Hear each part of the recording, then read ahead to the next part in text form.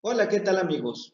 Me da mucho gusto tenerles de nuevo aquí. Gracias por acompañarme en una entrega más de la serie Comprendiendo la Neurología. El día de hoy abordaremos al cerebro, veremos las generalidades y hablaremos todo lo que hay que saber del lóbulo frontal. Esperemos que sea de su agrado. Lo que no comprendan, pongan el video una y mil veces hasta que quede bien claro. Gracias de nuevo y empecemos. Muy bien, hablaremos ahora del cerebro. Hubo un neurólogo muy brillante, Corbinian Brodmann. eh, Se le ocurrió, pensó, planificó dividir al cerebro en áreas no tanto funcionales, sino histológicas o histológico-funcionales. Y entonces, aquí tenemos al cerebro en una vista sagital en la convexidad y otra vista sagital en la línea media. Y bueno, él consideró que el cerebro, dado las diferentes funciones que ya se sabía en esa época que se tenía, que tendría que existir algún patrón o alguna diferencia. Y entonces le hizo un mapeo, así como cuando tienes un terreno y lo quieres lotear para vender. Bueno, eso mismo hizo él, nada más que no para venderlo. Y aquí tenemos un esquema, este lo obtuve de internet, pero hay otro esquema más adelante. Este es solamente para que vean las áreas y más o menos una secuencia. Tiene una secuencia aunque parezca errático los números que aparecen allí. Entonces, las áreas 3, 1 y 2, aunque aquí están 1, 2 y 3, 3, 1 y 2 es por la forma en la que están y está en la corteza parietal. Pero luego nos entretendremos un poquito más de a dónde corresponde. Esto es nada más como una visita rápida a esta diapositiva, el área 4. Como pueden ver, esta es la cisura central o de Rolando, así que 1, 2 y 3 son parietales, 4 frontal, 5 parietal, otra vez 6 frontal, 7 otra vez parietal, 8 es frontal, entonces aquí como que empezó a manera de círculo. De ahí ya se extendió 9, 10, 11 y la siguiente área ya no la vemos en esta vista de la convexidad, pero sí la alcanzamos a ver aquí en esta vista de la línea media, que es el área 12. Luego, por desgracia, el área 13, 14, 15 y 16 no las vemos. ¿Recuerdan cuando vimos anatomía que teníamos debajo del lóbulo temporal un lóbulo que se llama ínsula? Pues eso, está en la ínsula, solo que en ninguno de estos dos esquemas está visible. ¿Ok?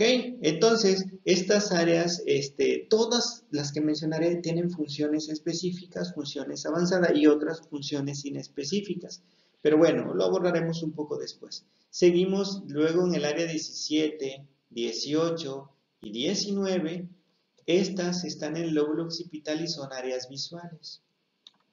Luego tenemos el área 20 que está a nivel temporal, la porción baja, el área 21 que es la porción intermedia y el área 22 que de hecho es todo esto. Pero luego lo veremos en un esquema más fino, vamos. Luego tenemos el área 23 que está aquí en el cuerpo calloso, 24 también del cuerpo calloso, 25 que es la región inferior al pico del cuerpo calloso, el área 26 que está prácticamente en regiones mediales temporales, el área 27 también, el área 28 también en áreas temporales, el área 29 está inferior al rodete del cuerpo calloso, el área 30 igual, inferior y posterior al cuerpo calloso, 31 le pertenecen al cíngulo, al igual que el 23, el 32 también al cíngulo, pegado al área, cercano al área 24, y luego tenemos también el área 33, que también es al lado del cíngulo por adelante, que también se le llama inducium gricium, el área 34, como podemos ver acá, y el área 35, otra vez temporal, el área 36 que está paripocampal, que también está por acá, nada más que en este esquema realmente no puede verse. Y tenemos el área 37, que es un área cercana o límite entre temporal y occipital. El área 38, que es frontal anterior, esta área.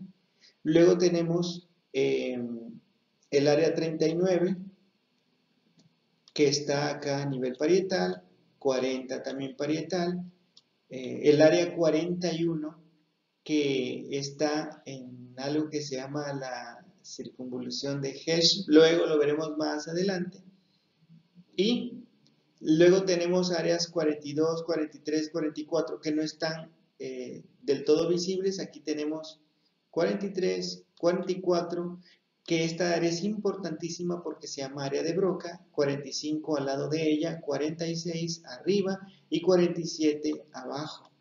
Y se terminan las áreas del mapa de Brodmann, que son 47. Después de esta descripción de Corbin y Brodmann, hubo otro neurólogo apellidado Bigdasir que le puso, no sé, 45A, 45B y se subdividió en más áreas. Pero como técnicamente no está tan aceptado o es un poco ambiguo, pues eso ni siquiera lo veremos. Además, ya con 47 áreas tenemos suficiente para entretener al cerebro. ¿Ok?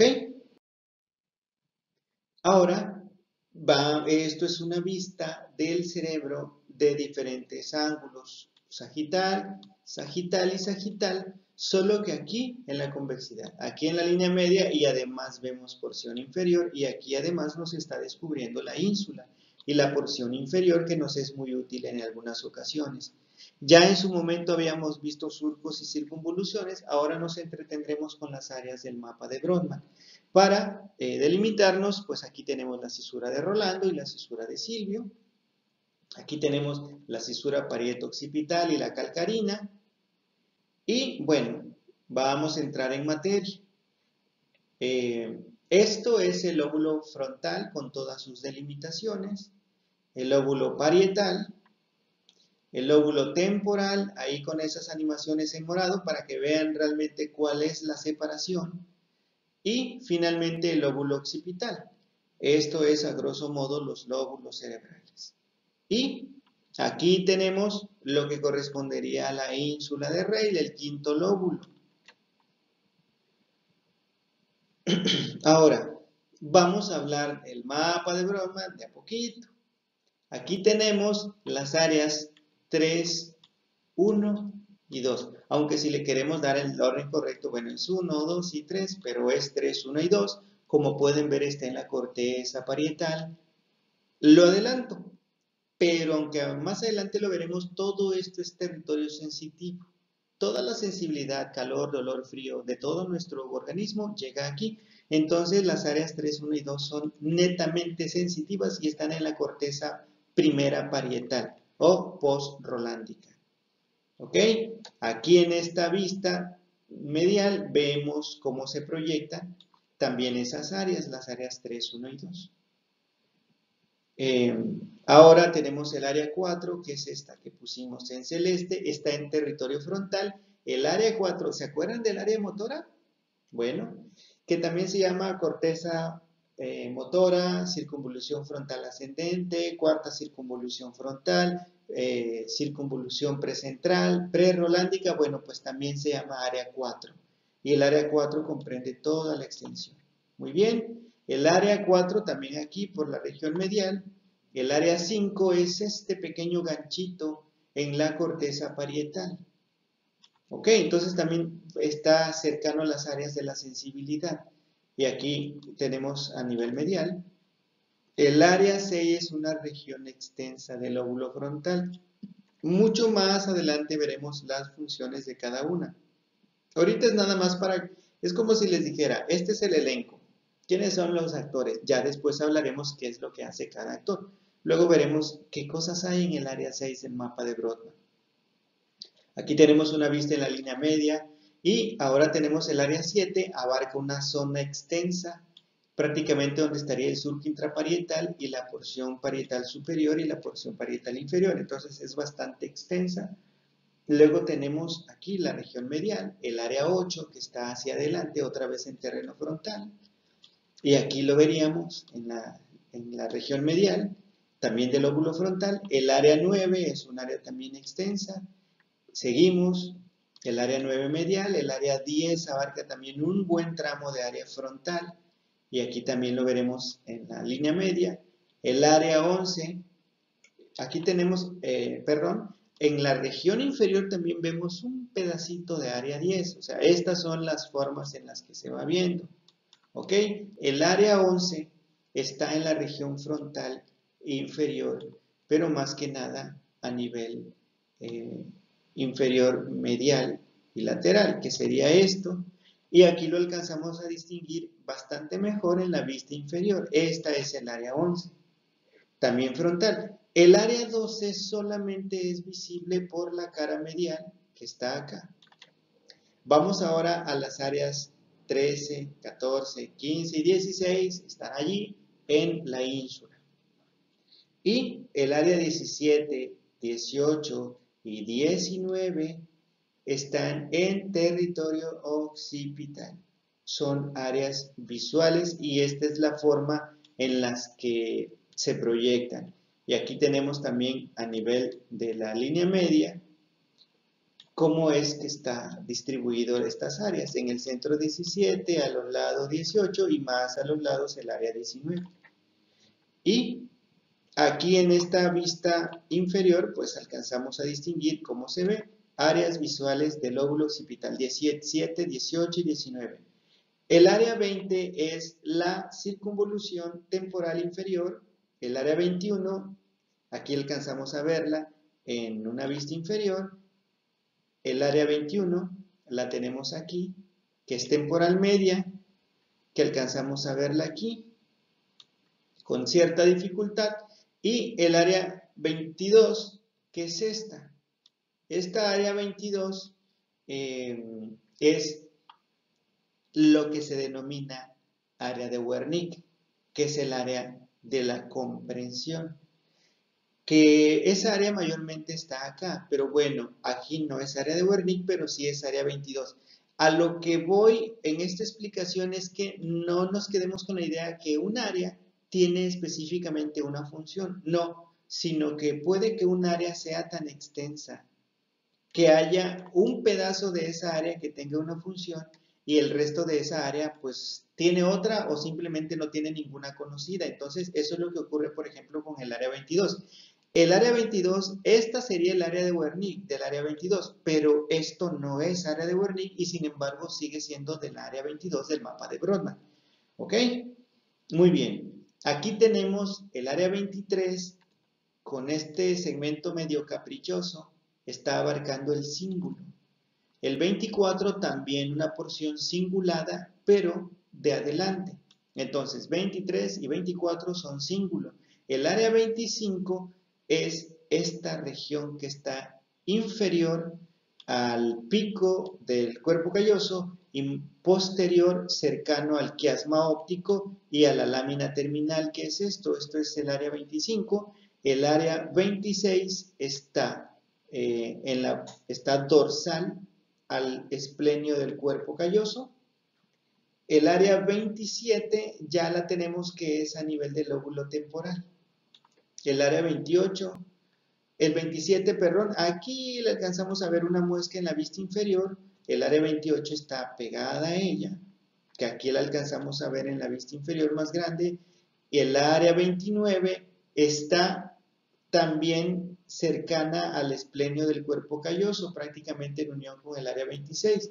Y luego tenemos el área 30 pegada a la 29 y también pegada a la 23. ¿Ok?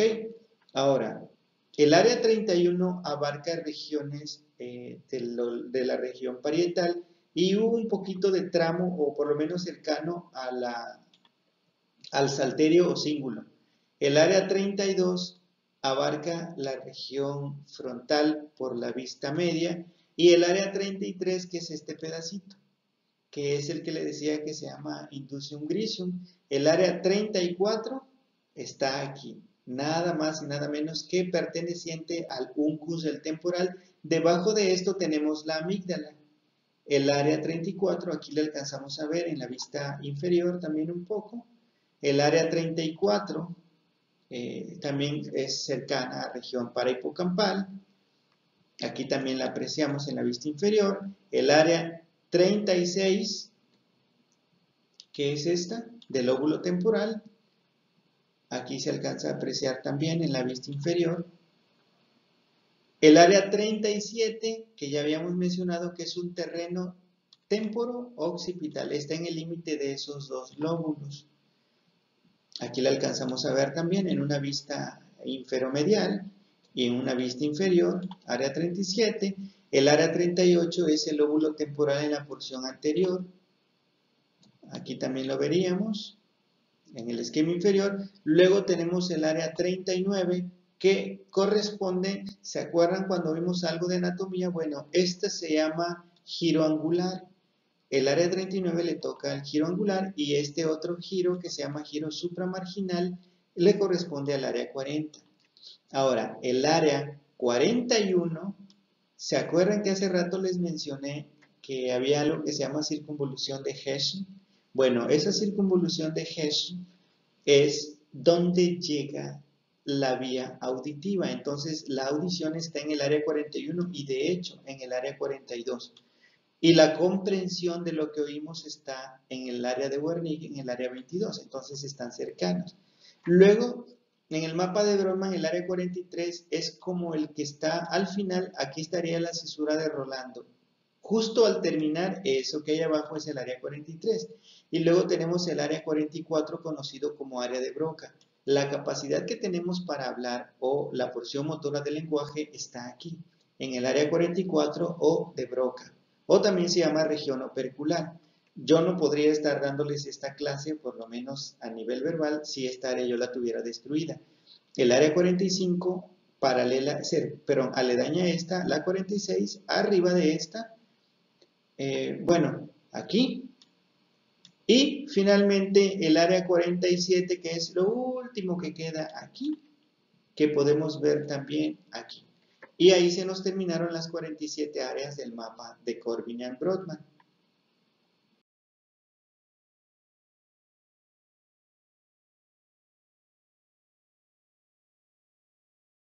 Ok, algunas generalidades del cerebelo, cosas que tenemos que saber. Vamos a abordar al cerebelo lóbulo por lóbulo, pero en este momento pues hablaremos de esas generalidades que abarcan todo.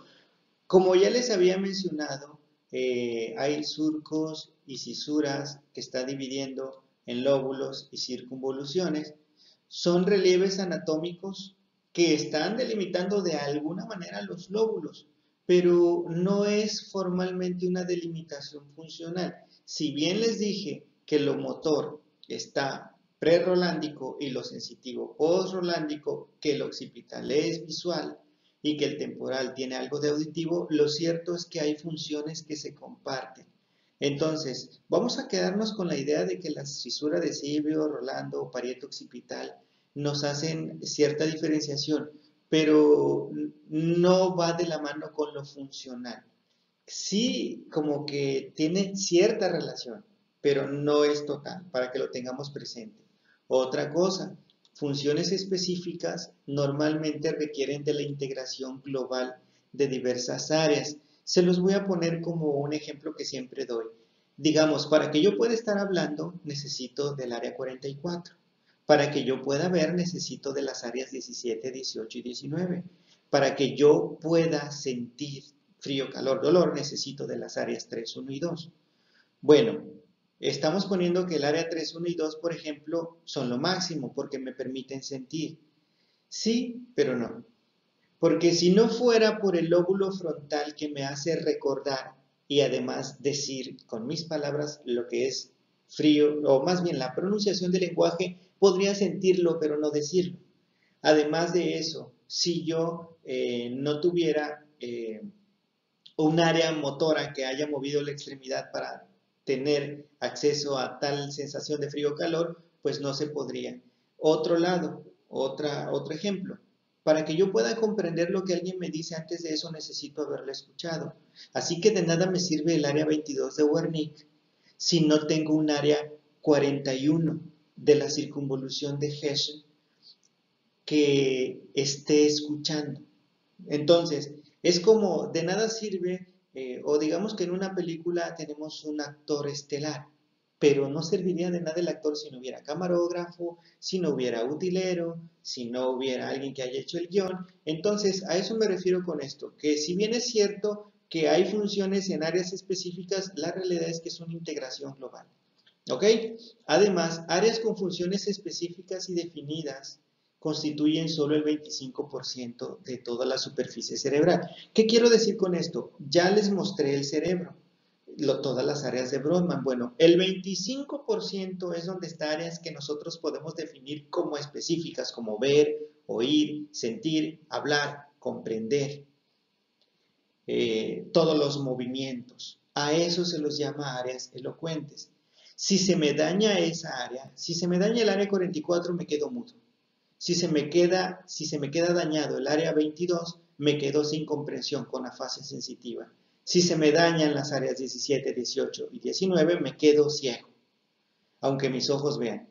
Si se me daña el área 3, 1 y 2, me quedo con anestesia, aunque todo lo demás esté bien. Entonces, a esas funciones muy puntuales se los llama áreas elocuentes, a las que lo tienen. Pero el otro 75% del cerebro realmente son funciones integrativas. Puede existir un daño ahí y no notarse una falla real. Es como decirlo, puede que el camarógrafo no haya venido, pero bueno, habilitaron a otro y como sea, sí filmaron la escena. O sea, tal vez no se note gran cambio en la escena de la película, pero sí tuvo que haber movimientos en el equipo de trabajo. Entonces, a eso se refiere con las áreas elocuentes. ¿Ok?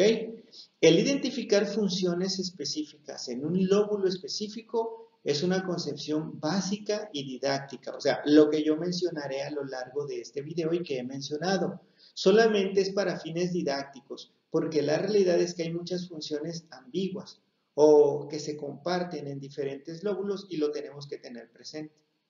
¿Ok? Las funciones más avanzadas están en el lado izquierdo. O sea, aunque ya les dije que el lenguaje está en el área 44, la realidad es que tenemos área 44 izquierda y derecha, pero por dominancia, el 99% de los pacientes o de las personas, el lado que realmente tiene el lenguaje es el área izquierda. Digamos que el área 44 del lado derecho está como vacío en el 1% de los pacientes, pero en el 99% de los pacientes, el área 44 está vacía del lado derecho. Espero haber explicado. Sin embargo, también puede haber una variación. Puede haber personas diestras que más o menos vendrían siendo el 99. Esto varía un poco. Esto que estoy hablando aquí no me refiero a la población general en términos de diestro, siniestro, de lateralidad, sino de área funcional. Me voy a explicar mejor. Miren, imaginemos que de cada 100 personas, como 96 más o menos, 94, 96 son diestros, ¿ok? Más o menos 3 son zurdos, ¿ok? Y más o menos 1 es ambidiestro, es decir, puede escribir con la izquierda y con la derecha. Bueno, a pesar de todo, si eres diestro, generalmente tienes tu área dominante en el lado izquierdo. Y si eres siniestro, puedes tener tu dominante en el lado izquierdo todavía, pero ya no un 99%, sino un 60 o un 70. O sea, aún siendo zurdo, por lo menos tienden a tener su dominancia en el lado izquierdo, pero tienen también muchas funciones en el lado derecho. O sea, tienen más llena el área 44 derecha y el área 22 derecha los zurdos que los que somos diestros. Ahora sí, espero haberme explicado. Muy bien, ahora el cerebro en sí, como ya les habíamos dicho, muchas funciones son una integración de un todo. Para eso puse estos esquemas correspondientes a unas tractografías. Una tractografía es una parte o una aplicación de la resonancia donde se ven, donde van los axones y vean todas estas conexiones. Como pueden ver, el cerebro está conectado por todos lados, un lóbulo a otro. Esto que hay aquí es el cuerpo calloso. Vean cómo tenemos fibras que vienen y van de izquierda a derecha como si fuera una autopista. Bueno, esto es para ejemplificar la gran conectividad que tiene el cerebro consigo mismo, entre áreas y áreas. Bueno, no se diga hacia el tallo y hacia el resto del sistema nervioso. Entonces, por eso es que más que nada las funciones son de integración. No es que tal lóbulo tenga tal función, sino la integración se hace múltiple, aunque un lóbulo sea el que orquesta todo eso. ¿Ok? Habilidades como la inteligencia, la memoria antigua, el aprendizaje, tomar una decisión, pensar, no se sabe dónde está. Tiene definitivamente elementos de todos los lóbulos, pero nadie sabría decirle dónde tomamos las decisiones. Y cuando una persona es inteligente, mayor o menor grado, no hay un punto en el que este es el centro de la inteligencia, no hay. ¿Ok? El cerebro tiene, como podemos ver, conexiones por doquier. Tiene contacto por todos lados. ¿Ok?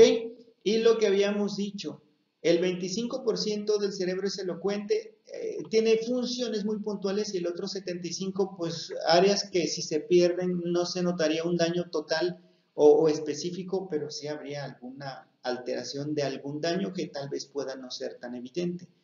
Y otro detalle, la plasticidad neuronal es un concepto en donde si una persona tiene dañado un área cerebral, las áreas aledañas pueden ir adaptando y reemplazando la función hasta que la persona la recupera. Y la recuperación puede ser parcial o total. Una persona después de haber tenido un infarto, una hemorragia, un tumor cerebral y que se haya resecado o se perdió cerebro, es posible que recupere sus funciones como si nunca hubiera tenido nada. A esto es a lo que se le llama concepto de plasticidad neuronal. O sea, una lesión no va a quedar el paciente como le dejó la lesión, sino que luego habrá algún grado de recuperación. ¿Ok? Y esto de recuperación pues es con el tiempo, que se lleva generalmente semanas a meses. Hablemos ahora del lóbulo frontal. Aquí lo tenemos en esta animación en rojo y en toda esta área. Las funciones son motora. Ya les había mencionado antes, aquí le puse M de motor y 4 porque le toca el área 4 en el mapa de Brodmann, como ya vimos previamente. Todo lo motor está aquí. Mover una extremidad, mano, pie, deglutir, respirar, se encuentra aquí. Y hay además una distribución somatotópica. Ya lo habíamos mencionado esto antes. Aquí estaría la región de la pelvis, la región del muslo, la región del pie, la región de tronco, mano, cara y la región faríngea. Entonces, esa es la distribución. Esto que tenemos aquí se llama homúnculo motor o de Wilder-Penfield. Wilder era un neurocirujano que experimentó, se dio cuenta, logró ubicar que para nuestro cerebro tenemos asignadas neuronas en base a la funcionalidad. Así, tenemos un área importante del cerebro asignado de neuronas motoras para la cara y un área un poco más importante para las manos. Y todo lo demás tiene una cantidad mucho menor de neuronas. Entonces, esto tiene su explicación, porque nosotros tenemos lenguaje y una comunicación mímica facial notable, que no tiene ningún otro animal. Y además somos animales que utilizan herramienta. En las primeras edades de que el ser humano estuvo en la superficie de la Tierra, bueno, creamos armas, utensilios para lograr sobrevivir. Por eso es que el lóbulo frontal privilegia más a la movilidad en las manos y a la movilidad en las estructuras de la cara o faciales. Así somos para nuestro cerebro y a esto se le llama homúnculo motor. ¿Ok? Tenemos también esta que se llama área de la mirada conjugada horizontal o área 8. Aunque esta área 8 está un poquito más hacia acá, realmente no le di la ubicación correcta porque esto es para fines didácticos, pero sí queda aquí. Esta área se encarga de mover los ojos. El área derecha mueve los dos ojos hacia la izquierda y el área izquierda mueve los dos ojos hacia la derecha. Cuando las dos áreas están intactas, la mirada está central. Entonces, como en este caso tenemos una mirada primaria central conjugada. ¿Qué pasaría si ocurre un infarto, una hemorragia, un tumor o algo que dañe una de las áreas? Aquí, por ejemplo, destruimos el área derecha. Al destruirse el área derecha, esta ya no puede mandar los ojos para acá, pero esta sí. Y como las dos se mantienen tónicas o activas, mientras las dos funcionen, la mirada está central. Pero al fallar esta, gana esta y los ojos se desvían hacia la derecha. Entonces, hay una mnemotecnia en neurología que se llama los ojos miran a la lesión. Esto puede haber sido por un infarto cerebral, una hemorragia cerebral, un tumor cerebral que esté destruyendo esta área. Esto es lo que ocurriría. una desviación tónica de la mirada. Clínicamente se describiría esto como mirada primaria conjugada tónica hacia la derecha.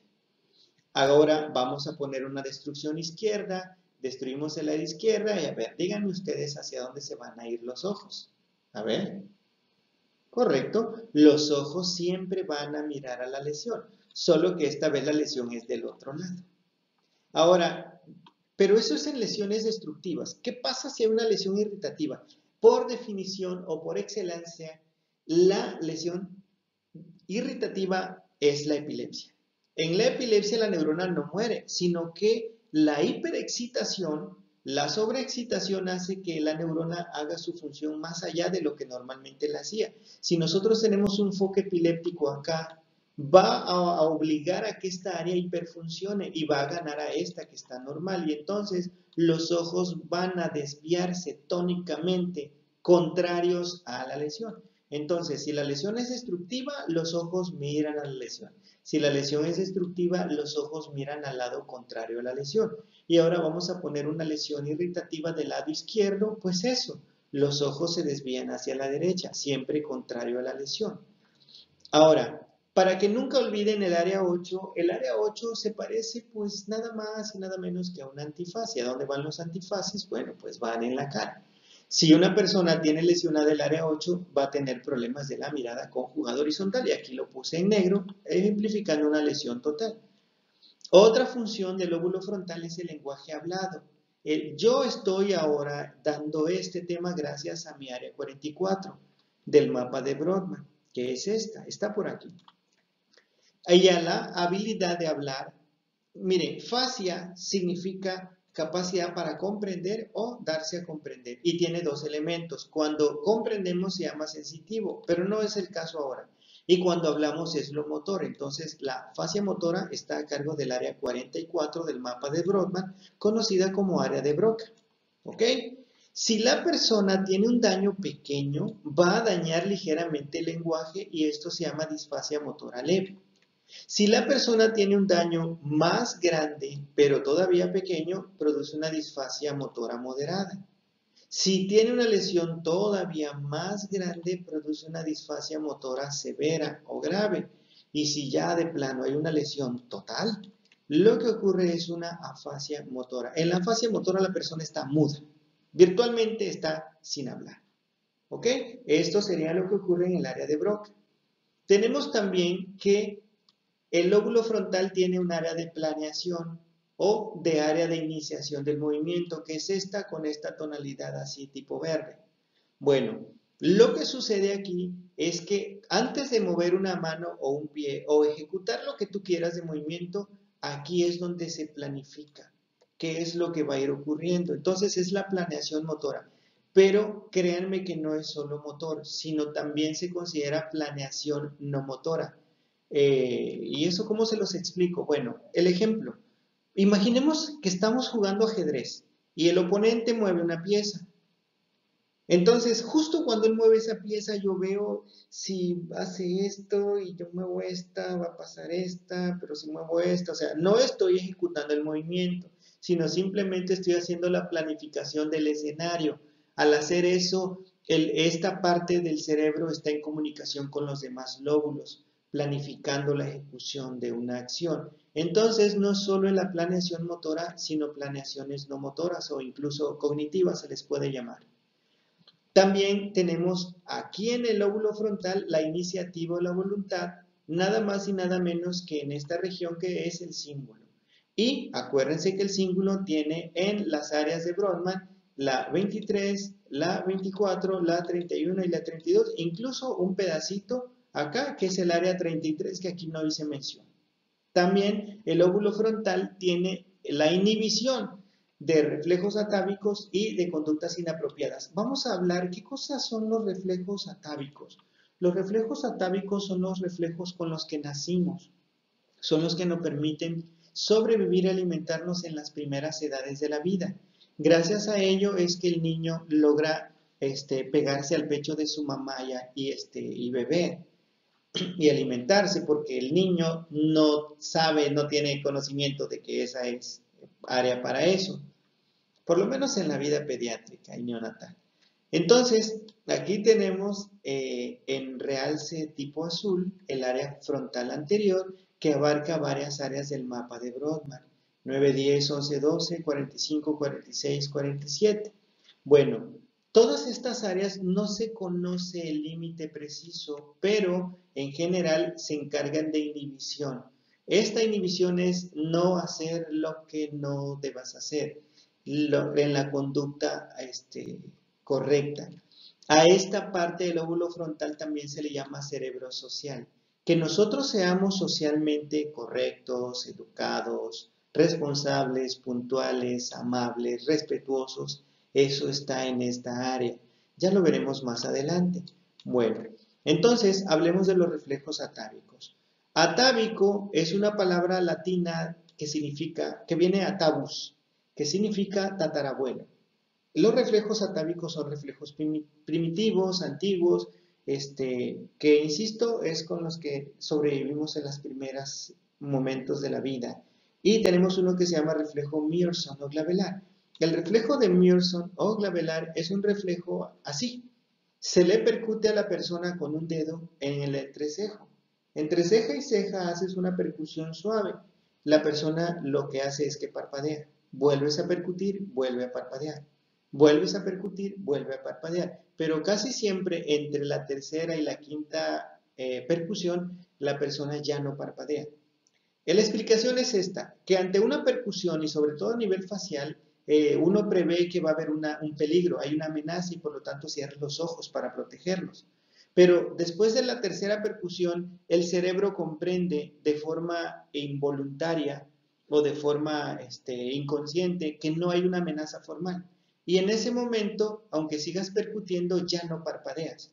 Técnicamente esa es la teoría y aparentemente es el lóbulo frontal que dice, bueno, no hay amenaza, ¿para qué sigo parpadeando? Entonces se extingue el parpadeo aunque sigas percutiendo. Si la persona sigue parpadeando con cada percusión, sin duda alguna es señal de una lesión en esta área frontal. ¿Ok? El reflejo de chupeteo o succión es de esta manera. Cuando a un niño le colocas un objeto romo en la boca, a un lactante, el niño inmediatamente empieza a succionarlo. En un adulto, si le colocas una batelengua y tiene dañada esta área, comienza a succionar o a como a besarlo, como si quisiera chupar. Ese se llama reflejo o chupeteo o succión. Si tú le colocas una batelengua a una persona adulta que está normal, no va a hacer nada. Obviamente, colocas la batelengua y de preferencia le das una percusión, con un dedo percutes sobre la batelengua para que ejerza momentáneamente mayor presión en los labios. Si la persona comienza a chupar, eso es un signo de señal frontal. Insisto, solo ocurre en lesiones frontales en esta área. Si la persona está normal, por más que hagas, no va a generar ninguna respuesta. Otro es el reflejo de hociqueo o búsqueda. Este consiste en que en la mejilla haces alguna estimulación en la mejilla dirigiéndote hacia la boca con una batelengua. Lo normal es que no ocurra nada. La persona se queda quieta, con la cabeza fija. Pero si hay una lesión frontal en estas áreas, la persona inmediatamente gira la cabeza hacia la batelengua, como si quisiera acelerar que la batelengua llegue a la boca. Entonces, eso de mover la boca buscando el batelengua o el objeto romo con el que estás explorando es el signo de hociqueo o búsqueda y aparece en lesión frontal anterior. Otro signo es la prensión mandibular o bulldog. Le pides al paciente que abra la boca, le metes una batelengua. El paciente con daño inmediatamente muerde la batelengua. Aunque tú le digas al paciente no muerda, es un reflejo, la persona muerde inconscientemente.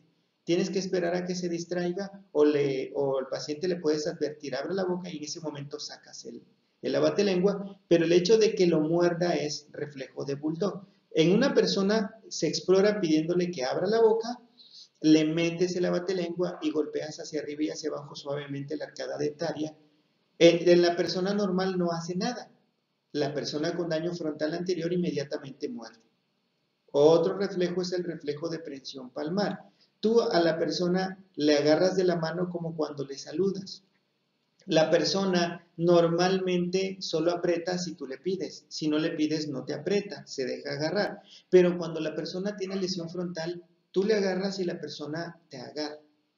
Si la persona, por el contrario, le pides ya, suelte, pero tú, sin perder contacto con la palma de la mano, comienzas a retirarla, pero siempre haciendo contacto, la persona se percata de que hay un desplazamiento e inmediatamente aprieta la mano. Eso es involuntario. En la persona que no tiene nada, vas haciendo el desplazamiento sin perder contacto y no hay nada. Pero la que tiene lesión frontal anterior, tan pronto se da cuenta que va habiendo desplazamiento, te toma de la mano y eso es prensión palmar. Otro reflejo se llama palmo mentoniano o Marinesco Ludovici, o también se llama mano suculenta de Marinesco. Lo que ocurre aquí es lo siguiente. Con una batelengua, aprovechando el homúnculo de Penfield, agarras una batelengua y friccionas así. Friccionas de distal a proximal. Pero también algunos libros han mencionado que de proximal a distal. No me importa, pero la descripción es de distal a proximal. Tallas con el abatelengua así. Y en el momento en el que está tallando el abatelengua, se contrae sutilmente la mandíbula. La porción inferior, no tanto la mandíbula, sino el músculo de la borla de la barba, se contrae. ¿Saben qué apariencia da? Como si estuvieras degustando algo. Entonces, friccionas acá y se contrae acá. Obviamente, friccionas acá y se contrae del otro lado. O sea, siempre es ipsilateral. Fricciono acá, contrae aquí. Fricciono acá, hacia arriba, contrae acá. Este es un signo también de lesión frontal. Quiero que sepan algo. Normalmente son patológicos el Mearson persistente, chupeteo presente, hociqueo presente, presión mandibular presente, presión palmar presente, pero el palmo mentoniano dice en los libros que puede estar presente hasta en el 30% de la población y ser normal. Es más, también se hace mención fisiológica que puede estar presente con más frecuencia cuando la persona no ha comido o tiene hambre y cuando la persona incluso acaba de comer y tenía el signo de palmo mentoniano, puede desaparecer. Algo interesante. No se conoce cuál es el significado biológico del reflejo palmo mentoniano, pero bueno, ahí está el reflejo.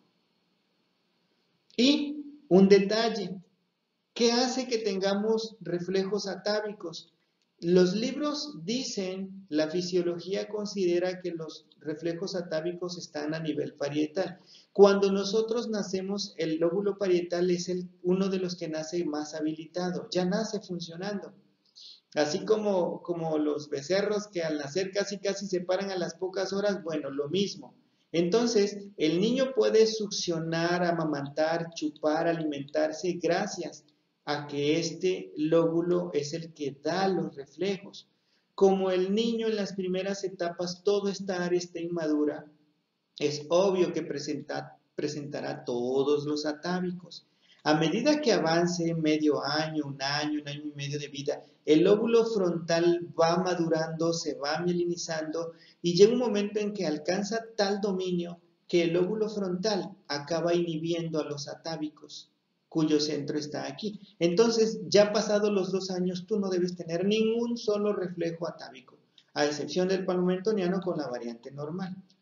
Pero si una persona sufre un infarto cerebral, un tumor cerebral, una lesión cerebral, aquí los reflejos atávicos jamás murieron, simplemente estaban inhibidos. En el momento en que se destruye esto, como el parietal sigue intacto, ¿qué creen que sucede? Los reflejos atávicos reaparecen. Y eso es lo que da la explicación de lo que acabamos de mencionar. ¿Ok?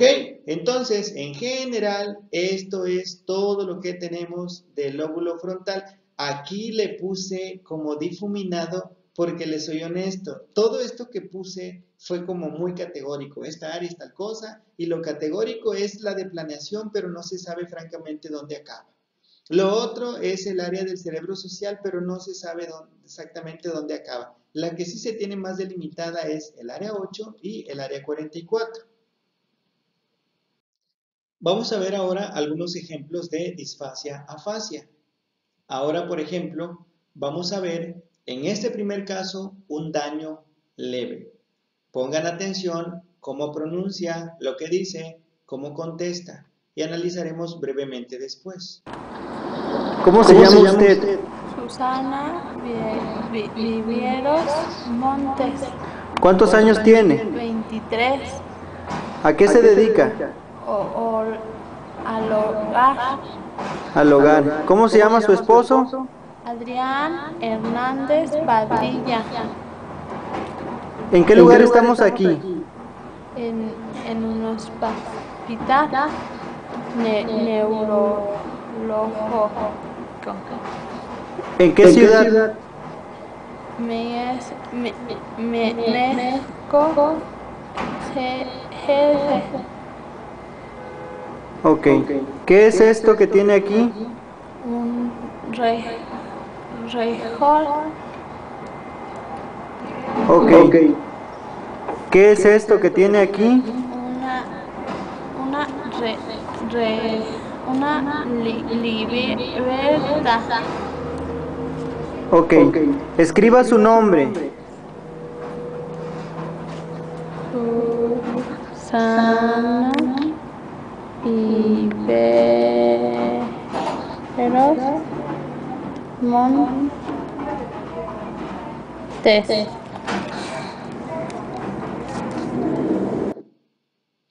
Muy bien, como podemos analizar en este video hay algunos detalles. Número uno, partiendo de atrás adelante, su escritura está intacta. ¿Por qué? Pues porque el área de la escritura está en otro sitio, específicamente en el lóbulo parietal, se llama grafia. Y la señora tiene un problema exclusivamente del área 44, una lesión pequeña. ¿Se comprende lo que dice? Sí. ¿Habla bien? No. Pero no cuesta trabajo comprenderle, lo cual implica que la lesión que tiene es una lesión leve. Otro detalle, cuando se le mostró la libreta, ella originalmente dijo que era una re. Esto es porque, como yo lo puedo ver, era un intento de decir revista. ¿Cómo así? Lo que sucede es que en el cerebro siempre se guardan estructuras o objetos con familiaridad. Por ejemplo, para nuestro cerebro, en algún punto, la información que tiene para una habitación tiene sábana, almohada, eh, cobertor, eh, colchón, cama, junto. Y por otro lado, no sé, mesa, silla, mantel, también los tiene juntos. Y tío, hermano, padre, abuelo, también los tiene juntos. Por eso es hasta cierto punto frecuente. Cuando no encuentras la palabra apropiada, buscas la más cercana, familiarmente hablando. Y a eso se le llama semántica. Entonces, cuando una persona sustituye una palabra por otra, se llama disfasia semántica. Pero bueno, tiene su origen porque el cerebro tiene pues, este tipo de almacenar la información. No es raro tampoco en personas normales sin daño en ninguna parte. Por ejemplo, los papás que quieren llamar a los hijos y hablan y dicen el nombre de uno, luego el nombre del otro, luego el nombre del otro. Pero esto es porque como semánticamente están cerca en la memoria del cerebro, bueno, esto es la explicación. En sí, eso último que acabo de mencionar no es un signo patológico formalmente, si no hay más nada. Ahora vamos a ver otro video. Esta señora tiene una lesión mucho más avanzada, mucho más grave de su lóbulo frontal, específicamente en el área 44 o área de Broca. Veamos lo siguiente. ¿Cómo se siente, señora? ¿Cómo se siente? ¿Cómo se siente? Recuerdo que no está, ibas comprendiendo tu alma, porque la lesión yo inventé. ¿Cuántos años tiene usted? ¿Cuántos años tiene usted, señora? ¿Cuánto debe coger? Que va a decir aquí, aquella canela sabía estar puedes no lo Cualquier persona pensaría que esta paciente probablemente esté hablando en algún idioma diferente o esté hablando algún dialecto. De hecho, podría ser. Algo interesante siempre para no confundir una disfasia es que le pregunten al familiar si el paciente no habla español. Es común que en algunas regiones los pacientes hablen dialecto.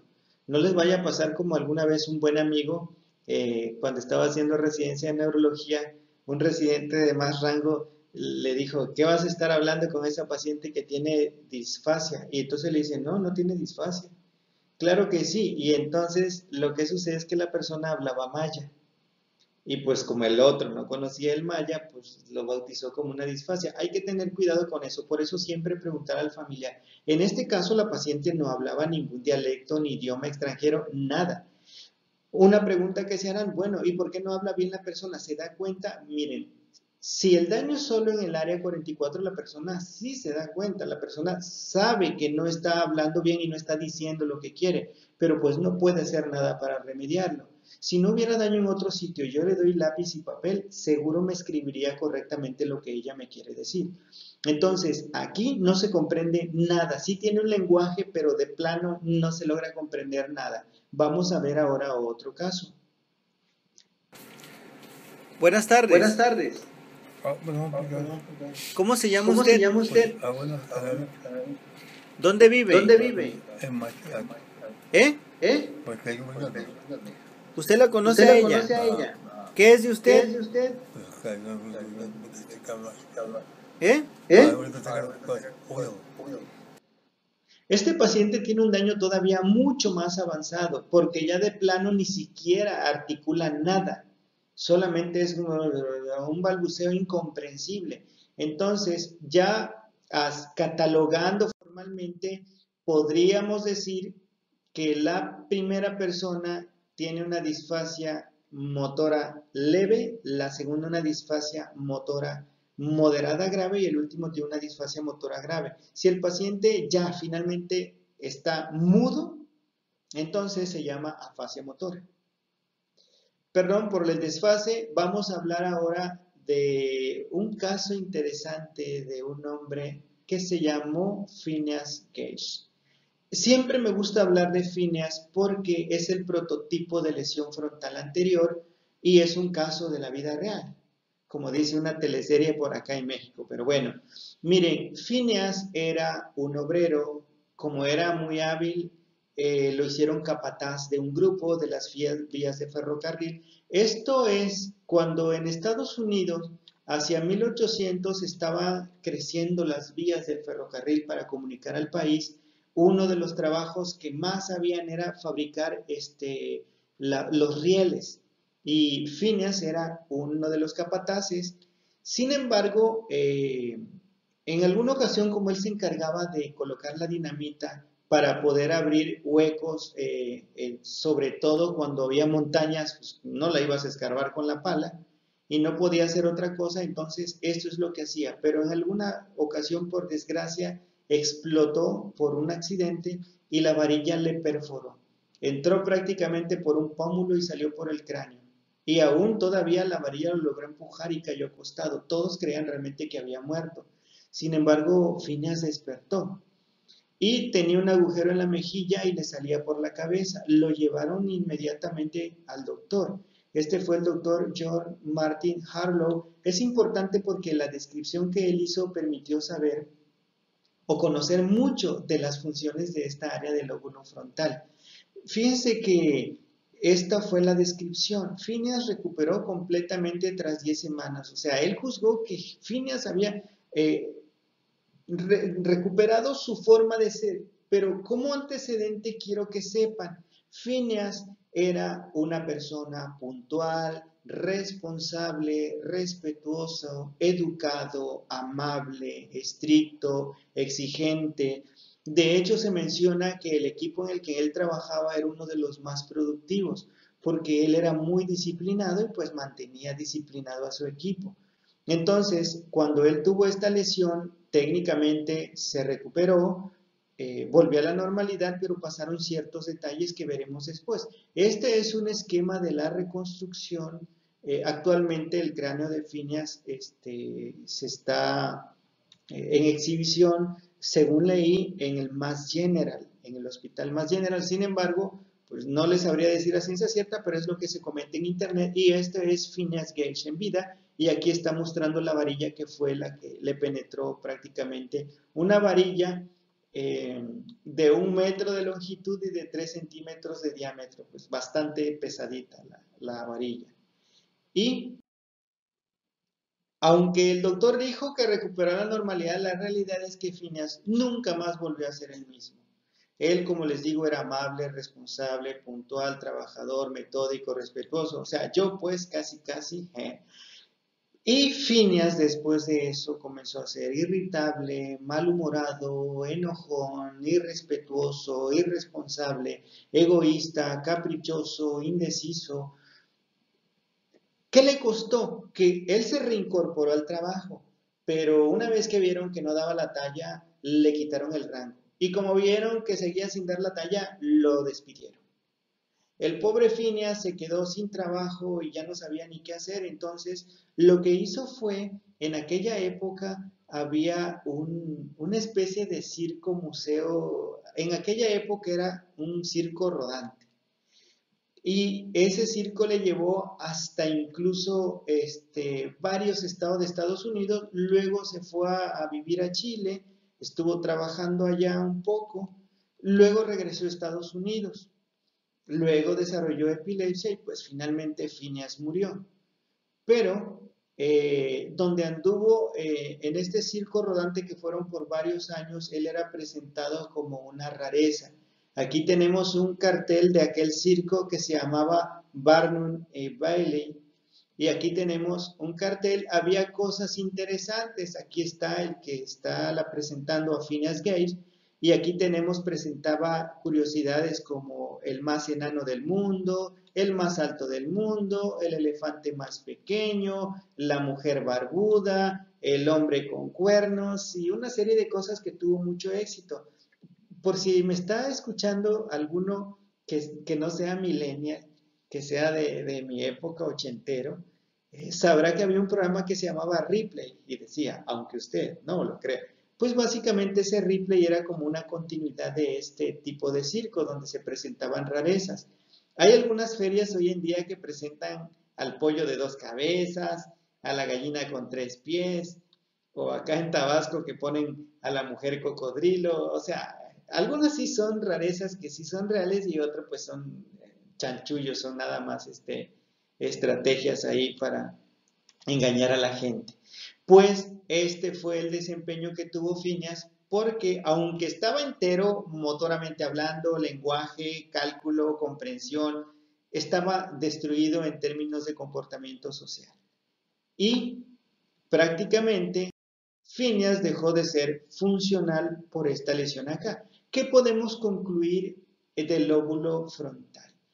Primero, que las zonas frontales se pueden agrupar en motoras, la motora de planeación, de la mirada conjugada, del habla, de la inhibición, de conductas inapropiadas, reflejos atávicos, la zona de la iniciativa, que es el cíngulo, y otros que es más difícil de definir, como formalmente se piensa que el grueso de la memoria antigua está aquí, se piensa que el grueso de la inteligencia está aquí, pero es realmente impreciso.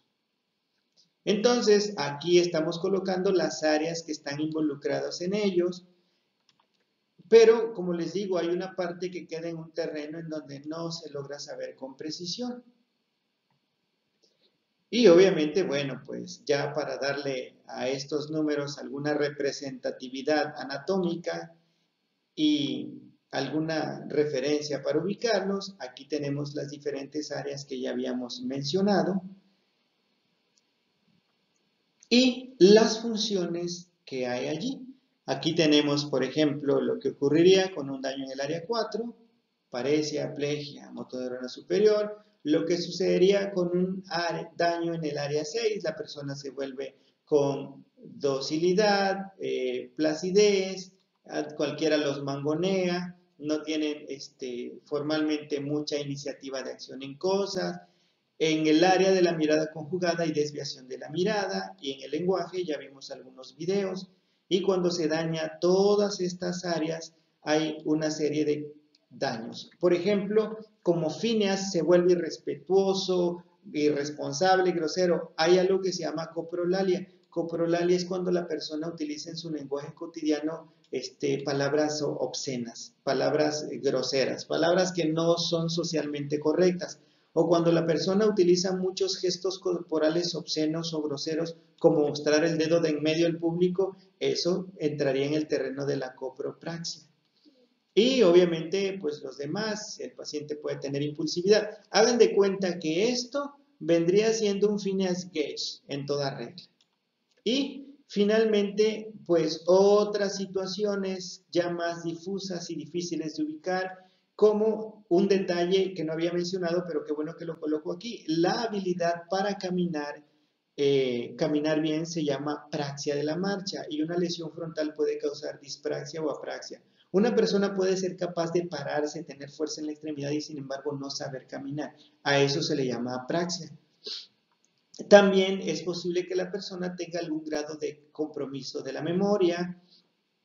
También la continencia urinaria y fecal está dada en regiones mediales del lóbulo frontal. También, obviamente, como parte del comportamiento social, la desvergüenza. La persona puede hacer cosas que a otro le generarían, no sé, repulsión, asco, vergüenza, pero esta persona con daño acá frontal anterior, pues simplemente ni le va ni le viene, se comporta sin mayor problema con esto. También es posible que la persona tenga inatención o tenga algún grado de déficit cognitivo en que se vuelva a lo mejor, tal vez tenga memoria, tal vez pueda comprender cosas, pero se vuelven un poco más, por decirlo así, un poco más tontos en tomar una decisión. Toman decisiones que no son muy adecuadas al contexto. Y otro detalle que aquí puse, que se llama moria. Moria es la incapacidad de darle una concepción o una dimensión afectiva a un daño. Por ejemplo, por poner un ejemplo, una persona con moria es esas personas que estando en un velorio pueden empezar a contar chistes, a reírse a carcajadas, a tener un comportamiento social que no va. Y eso obviamente puede ser ofensivo. O una persona que teniendo un daño grave, una amputación o algo, la persona todavía pueda bromear a ese respecto. Alguna vez tuve una paciente que su esposo le habían amputado un pie y yo estaba presente cuando ella le dijo, bueno, pues ya que te amputaron el pie, lo podemos comer ahora en Navidad como pierna empinada. O sea, esas bromas no se hacen, pero eso potencialmente habla de un daño frontal y a eso de no dimensionar el alcance de hacer bromas ante un escenario no correcto se llama moria. O tener un afecto que no corresponde, un afecto alegre que no corresponde a un entorno. La perseveración es el hecho de que una persona haga repetitivamente la misma actitud, generalmente motora. Por poner un ejemplo, le pides a la persona, tenga y dóbleme este papel una vez y me lo devuelve. Y la persona lo dobla una vez, y lo dobla dos, y lo dobla tres, y lo dobla cuatro, y lo dobla cinco, hasta que ya no puede doblarlo. O sea, eso es una perseveración. ¿Ok? Entonces, en términos generales, esto es todo lo que hay que saber del lóbulo frontal. Espero que te haya gustado, que te haya sido interesante y entretenido. Si fue así, dale like. Si te gustó mucho, por favor suscríbete al canal, comparte este video con las personas y entre más me gusta yo vea, pues me veo más estimulado a hacer más videos como este. Muchas gracias, que tengan un excelente día. Chao.